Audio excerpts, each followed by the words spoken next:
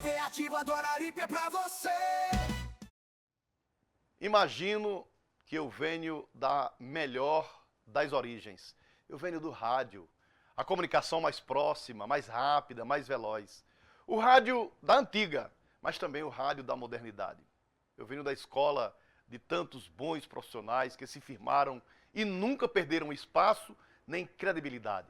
Eu venho da escola, venho do rádio, venho de Marcelo Damasceno. Vou conversar com ele agora, um grande jornalista pernambucano. Marcelo Damasceno é referência no jornalismo, na política de Pernambuco, com forte atuação no cenário político e jornalístico. Damasceno se destaca por sua credibilidade e influência em Petrolina e em toda a região do Vale do São Francisco, pernambucano-baiano. Uma trajetória de credibilidade e compromisso com a informação. Marcelo Damasceno é um nome de peso no jornalismo do Vale do São Francisco e um dos profissionais mais respeitados do meio político em Pernambuco, com uma carreira consolidada e marcada pela seriedade e profissionalismo. Ele construiu uma rede de contatos privilegiada, tornando-se uma referência na cobertura dos bastidores políticos e econômicos da região. Seu trabalho, o trabalho de Marcelo Damasceno, vai além da notícia. Damasceno é um articulador nato, com trânsito livre entre lideranças políticas, empresários e representantes da sociedade civil, sendo frequentemente consultado para análises e comentários sobre o cenário local, sobre o cenário estadual. Influência no meio político pernambucano. Ao longo dos anos, Marcelo Damasceno conquistou respeito e reconhecimento entre políticos e autoridades de Pernambuco. Seu compromisso com a imparcialidade e a precisão das informações fortaleceu sua reputação, tornando-o uma figura influente nos debates e decisões que moldam a política regional.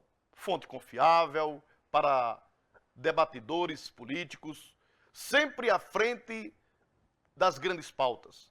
Marcelo Damasceno mantém um olhar crítico e apurado sobre os movimentos das principais lideranças ou dos principais líderes políticos. Acesso direto a lideranças. Sua credibilidade lhe garante entrevistas exclusivas, furos jornalísticos e uma agenda privilegiada com autoridades locais e estaduais.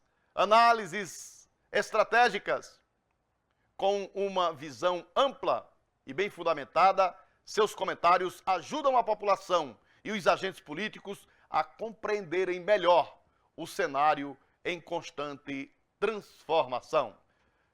Vamos conversar com ele? Está aqui conosco, nos dando a alegria da sua presença no nosso podcast de hoje. Marcelo Damasceno, alegria enorme de cumprimentar. Meus cumprimentos, Iberaldo. Prazer estar com vocês. Realmente nós estamos numa etapa nova, um novo ciclo. Nós já temos aí, diante dos nossos olhos, a inteligência artificial, que é um desconhecido. É um vale da sombra da morte e também da clareza da vida. Nós estamos diante dos streams, nós estamos diante das redes sociais, nós estamos expostos como um programa de reality show diariamente. E isso nos promove, isso nos arrasta, isso nos encaminha para estágios desconhecidos, mas o que é fundamental? A palavra, o texto, o conteúdo.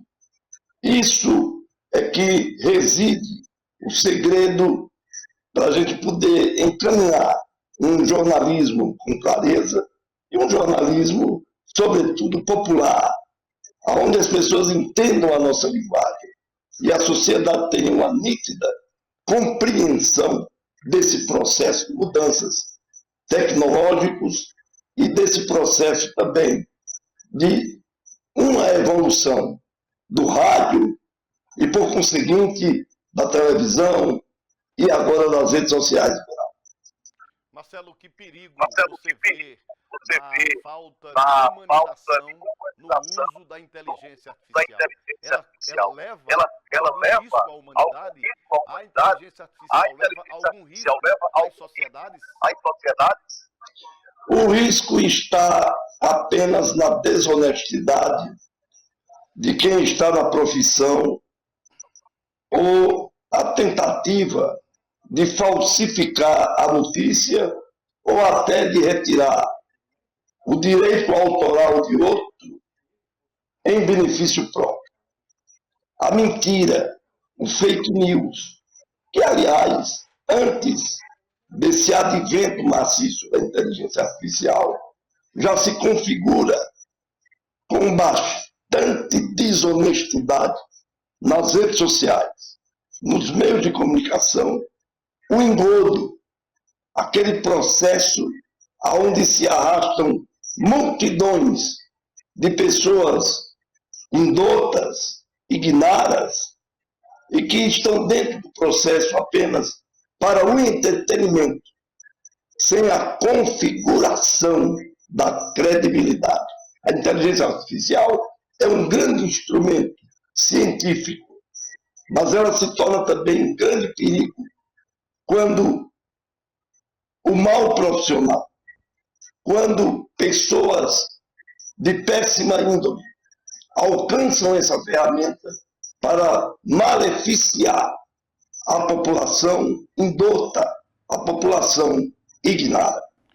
Marcelo, você tem mais de 40 anos na estrada como jornalista, falando às massas, entrevistando político, mexendo em casa de maribondo, porque quando você aponta ou denuncia irregularidades, automaticamente você fere interesses. Mas Marcelo Damasceno conseguiu transitar durante todo esse tempo e ainda hoje mantém uma credibilidade jornalística fantástica. Tem jornalismo que nós defendemos a imprensa de A a Z. A imprensa nos liberta. A imprensa é realmente um grande pilar da sociedade, de libertação das sociedades.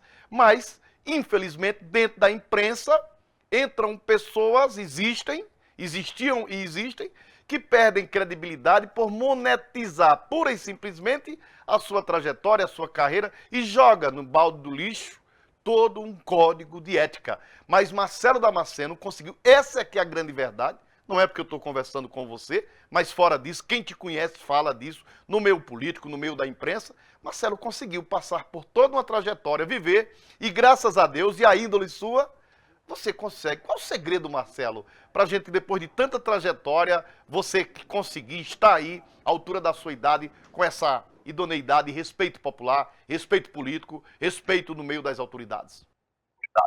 Olha, Iveraldo, a transparência, o primeiro elemento que nós temos que carregar, e eu aprendi isso exatos 43 anos atrás, com outros jornalistas, com outros radialistas, com outros comunicadores mais experientes, e a própria classe política. Você veja que eu trabalhei numa rádio de profissão de fé ideológica de direita. E isso não me impedia de convidar interlocutores e personagens da esquerda. E isso certamente favoreceu para uma melhor democratização dos meios de comunicação. Você sabe que a imprensa, desde o jornalista Assis Chateaubriand, que fundou a TV Tupi, a primeira televisão brasileira, o grande diretor dos associados, a prática de Assis Chateaubriand contrariava toda uma ética de isenção, porque ele chantageava. Na época de Getúlio Vargas, Assis Chateaubriand, que é um paraibano aí de Pombal, quase limite com Pernambuco, mas que se consolidou como grande jornalista e era capaz, era inteligente, era articulado, era medonho. Assim, Chateaubriand passou a utilizar o jornalismo comercial, o jornalismo da chantagem, o jornalismo partidário, o jornalismo panfletário, o jornalismo subserviente a uma corrente ideológica. E essa prática se espalhou. Por quê? O controle dos meios de comunicação, desde Rio Grande do Sul até Amazonas, sempre ficou na mão das elites econômicas. E essa facilitação, de certa forma, oprimiu um outro lado da redação, um outro lado da notícia.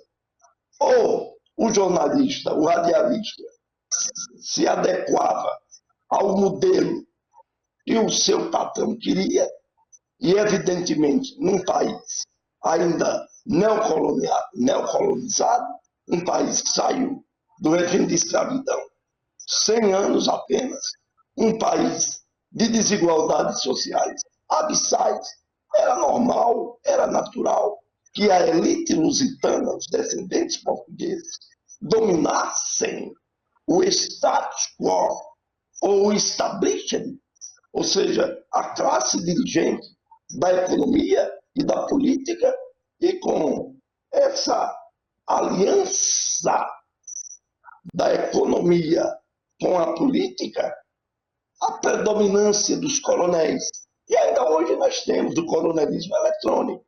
Você veja que outro dia o comunicador, já de saudosa memória, Silvio Santos, falou claramente aos seus jornalistas que a televisão dele não era para jornalista fazer apologias à esquerda, que a televisão dele era um instrumento voltado para o desenvolvimento, para o progresso das ideias, mas de atender também, em primeiríssimo lugar, os seus patrocinadores. Silvio Santos, o maior comunicador da história brasileira, deixou isso muito claro para os seus subordinados. Agora você imagina o que se passa na TV Globo, o que se passa na própria TV Record, o que se passa na Rede TV, que são os grandes instrumentos de comunicação e que estão na mão de uma elite resumida da comunicação. Hoje nós temos, Iberaldo, a imprensa alternativa. E graças a essa boa fama das redes sociais e essa abertura da cibernética, nós temos hoje o jornalismo independente, o jornalismo que encontra identidade nos reclamos da população. Hoje é muito fácil você instalar uma rádio web, é muito fácil você ter um canal de televisão. É só você ir lá no YouTube e você se apropriar de um espaço, de um conteúdo, de uma logomarca, de um patrocinador, enfim, que você, pronto, é patrão de si mesmo.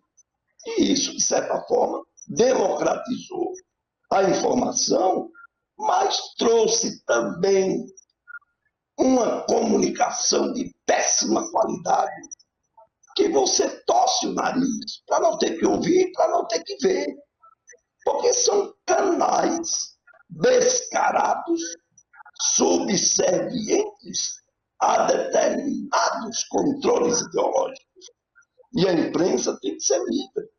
A notícia, o fato, eles são intransferíveis e imutáveis. Se você reproduzir, se limitar como jornalista, radialista, você se limitar a reproduzir a notícia, você terá ganhos tremendos.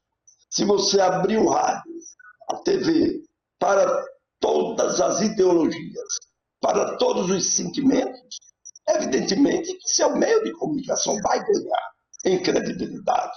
Agora, você usar, por exemplo, a inteligência artificial, que já é uma verdade latente, que já é uma realidade, haja vista essa briga tecnológica de chineses e norte-americanos.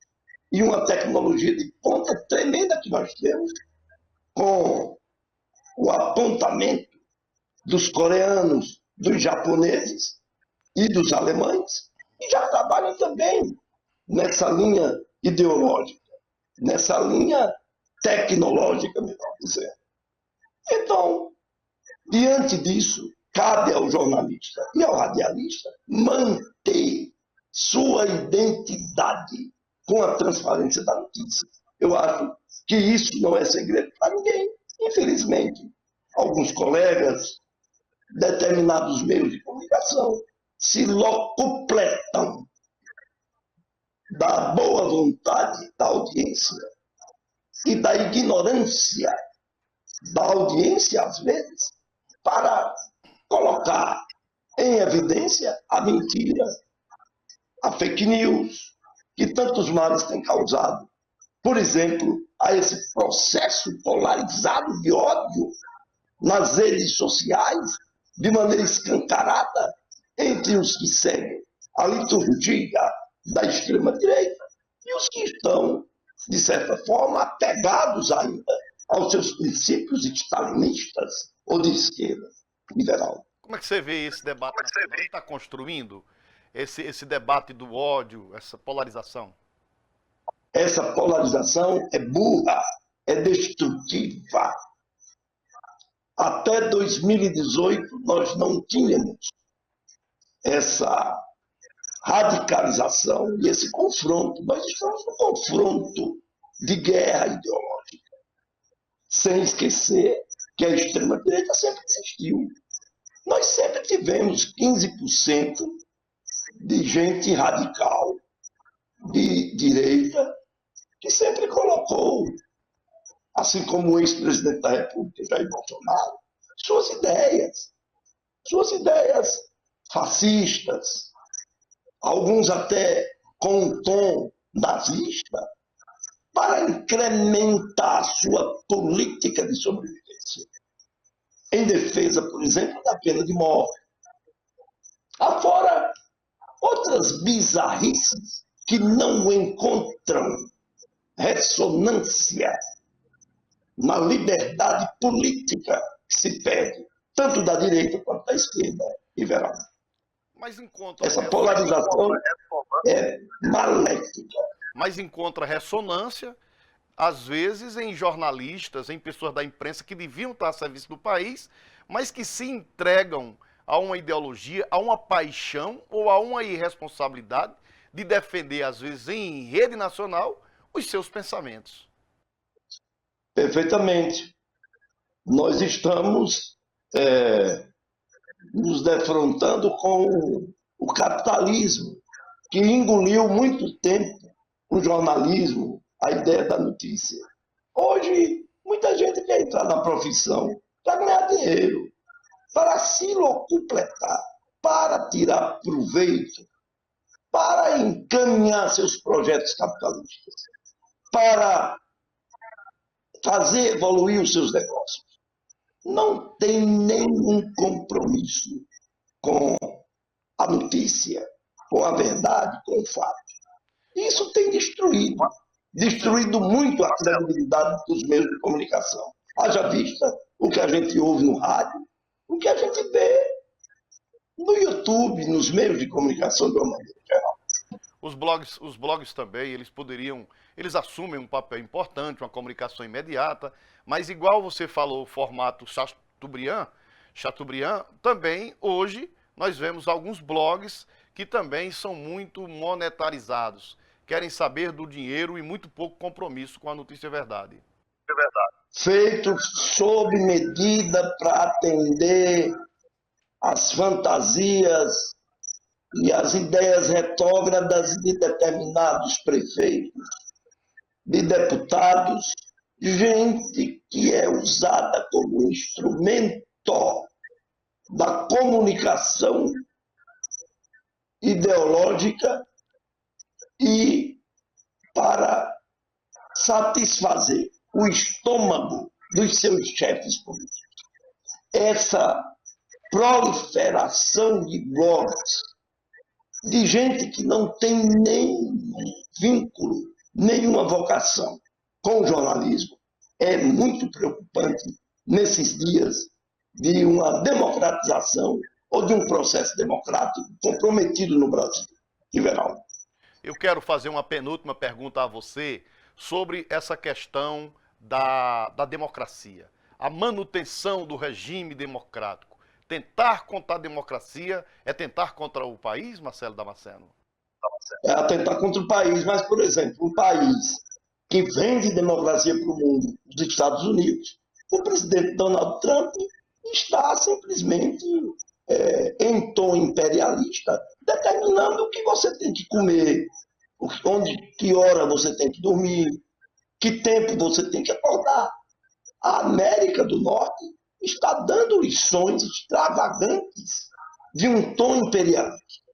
E ainda tem a ajuda luxuosa do comunicador e bilionário Elon Musk, que, com ideias estapafúrdias, estão tentando fazer prevalecer para o mundo todo um regime de controle totalitário. E olha, é uma democracia os Estados Unidos. Então, você veja o que vem na correnteza de outros países. Os países, por exemplo, em emancipação ainda, em evolução de desenvolvimento, em emergência de desenvolvimento, os países emergentes. Você veja qual o exemplo que Donald Trump e Elon Musk, que é o homem mais rico do mundo, que controla as big techs, as mais importantes, como o X, o antigo Twitter, entre outros aplicativos, a cabeça da humanidade com Donald Trump, num país democrático, vendendo a ideia do imperialismo, de tomar a força. Ele está, entre outras coisas, ameaçando anexar o Canadá, que tem sua soberania, invadir a Groenlândia, que é ligada a um outro país, a Dinamarca, e que tem sua história, seu povo, sua civilização, sua bandeira, invadir o canal do Panamá e abruptamente tomar de assalto uma passagem democrática do Oceano Atlântico para o Oceano Mediterrâneo e outros oceanos, a livre navegação do comércio pelo canal do Panamá, e Donald Trump está ameaçando controle militar, expulsar todo o povo palestino de Gaza, para que o povo expatriado perca sua identidade nacional. Tudo isso é uma aberração a partir de um princípio democrático liberal. Então, isso é uma ameaça letal, uma ameaça literal aos avanços democráticos do mundo. Se Donald Trump, as Américas, ou a América do Norte, está pensando desse jeito, imagine se de uma hora para outra Xi Jinping pensar do mesmo jeito, que controla a China, ou o maluco lá da Coreia do Norte, ou então qualquer um outro imperador que surja da Venezuela, ou até mesmo de Cuba. Enfim, essa guerra ideológica é que ameaça a livre, a espontânea, a salutar, a necessária democracia. Esse homem inteligente com quem conversamos aqui, ele foi um dos que ajudou a construir muito sabiamente o Vale do São Francisco, aquele desenvolvimento de Petrolina. Aí os políticos se inspiram. Marcelo Damasceno é uma sumidade, uma autoridade quando ele realmente tem um elevado grau de conhecimento, fala de coração as suas verdades, a sua opinião na conformidade daquilo que ele observa e acompanha. Marcelo, eu quero encerrar nosso bate-papo nesse podcast, pedindo a você que dê um conselho, vamos falar assim, ou uma palavra apenas. A TV Araripe 2025, TV ativa do Araripe, essa que estamos falando aqui, ela está com uma proposta de acentuar mais ainda o seu apoio, dando voz às comunidades. Mas para quem diz isso, dá voz às comunidades, qual o grau de compromisso precisa ter? O jornalista, aquele que a TV vai dar uma oportunidade dele começar, não jornalista formado ainda, mas ele chega para fazer um trabalho de acompanhamento, que tipo de lição ou que tipo de palavra ele precisa ouvir do homem tão experiente, vivido, inteligente, igual Marcelo Damasceno. O que você diz nesse momento, Marcelo, para essa fatia, para esses profissionais que brevemente estarão tomando de conta da comunicação aqui no sertão do Araripe, uma região tão distante do nosso estado de Pernambuco? Olha, Everaldo, há pouco tempo acabou, o Congresso se manifestou sobre a legalidade e sobre a obrigatoriedade do diploma para jornalista. Eu defendo que o jornalista tenha diploma. Porque ele passando por uma escola, ele vai ter uma simetria, ele vai ter uma dimensão, ele vai ter uma ideia do jornalismo técnico, de quais as técnicas para o jornalismo impresso, que está em desuso por conta da invasão das redes sociais. Hoje tudo é online, mas ele precisa escrever, para que se tenha uma ideia do texto que ele vai elaborar, que ele vai conduzir a partir de uma notícia. Então é preciso que quem quer ingressar na imprensa leia, estude, procure o seu diploma de jornalista, que não é pecado. E aquele que não teve a condição, por conta da situação de família, das privações econômicas de família, das distâncias impostas pela geografia, nós temos hoje um jornalismo, a faculdade feita virtualmente. Você pode se matricular em várias faculdades do ponto de vista de credibilidade e de história e de tradição, você pode perfeitamente se matricular online em qualquer curso de jornalismo. Agora, para quem quer entrar no jornalismo pensando em ficar rico, eu quero, de antemão, lhe desestimular. Porque com jornalismo você não fica milionário de dinheiro, com exceção de gente como Assis Chateaubriand, que eu coloquei aqui logo no começo, e que usou o jornalismo para fins pessoais, patrimonialistas e até do enriquecimento ilícito. Você pode ser até um homem realizado, famoso, você pode estar em todas as mídias, mas você não vai aquecer seu próprio coração a partir da necessidade de um jornalismo verdadeiro, um jornalismo que foi defendido por grandes comunicadores da escrita brasileira, por grandes jornalistas que ainda estão vivos, que estão nas mídias, que foram até demitidos de grandes emissoras de TV aberta, mas ainda continuam na sua sobrevivência em canais de rede social e nas redes sociais mais populares, como o Instagram, Facebook e o próprio X. Então, não é conselho, é uma experiência de vida.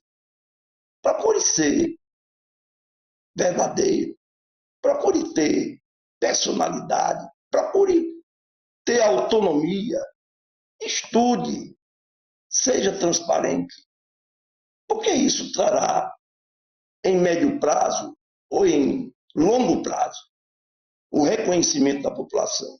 E quanto a você, Everaldo, meu amigo de princípio de rádio dos anos 1980, a minha alegria de lhe rever, a minha alegria de conversar com você, a minha alegria de repartir com você as nossas experiências do jornalismo sofrido, do jornalismo peregrino, mas do jornalismo vencedor.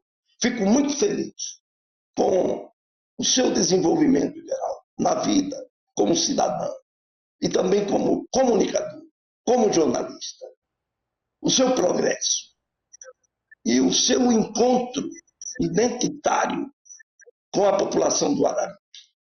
E que o Vale do São Francisco também não lhe esquece. E que nós estamos aqui para somarmos um jornalismo verdadeiro. Muito obrigado. Quando eu retornar a Petrolina e Juazeiro, compromisso de aí lhe cumprimentar, lhe dar um abraço pessoal, porque a gente se revê virtualmente e é bom que eu esteja aí, Marcelo, para te dar um abraço e te convidar outras e outras vezes para você participar, porque o Araripe precisa muito também dessa contribuição grandiosa que você deu ao Vale do São Francisco, que continua contribuindo com esse desenvolvimento. O Araripe deu um grande salto. Eu disse a alguns prefeitos aí do Araripe, rapaz, Vocês têm tudo, toda uma estrutura, uma parafernália econômica. O polo gesseiro é uma riqueza. Vocês estão pisando em ouro. Agora briguem pela água. Levem a água do Rio São Francisco para vocês. Só de maneira muito enfática e até chata, eu sou repetitivo com os prefeitos do Araripe. Briguem pela água do São Francisco.